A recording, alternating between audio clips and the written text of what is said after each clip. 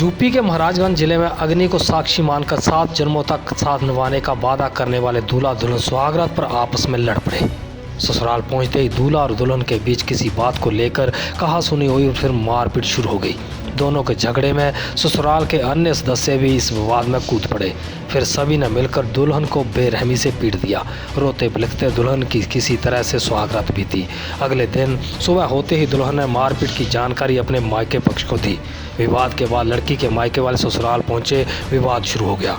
दुल्हन ससुराल में रहने के लिए तैयार नहीं हुई और अपने मायके आ गई। अपनी मां के साथ दुल्हन पुरंदरपुर थाने पर पहुंची, जहां पर थानाध्यक्ष को पूरी घटना की जानकारी देते हुए महिला पुलिस को अपनी चोट की निशान दिखाने लगी।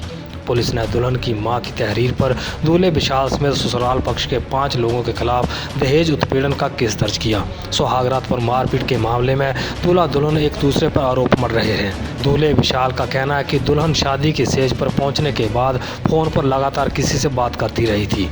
ये देख घर में खुसर फुसर शुरू हो गई। मोबाइल से बात करने के सवाल पर वो मुझ पर भड़क गई। इसी बात को लेकर कहासुनी के बाद मारपीट हो गई। वही दुल्हन का कहना है कि ससुराल में जाने के बाद पूरा दिन गुजर गया, पति कमरे में नहीं आया। ससुराल के लोग उसे कमरे में भेज रहे थे, फिर भी वह नहीं आ रहा था। बड़े दबाव के बाद वो कमरे में आया और अभद्र भाषा का प्रयोग करने लगा।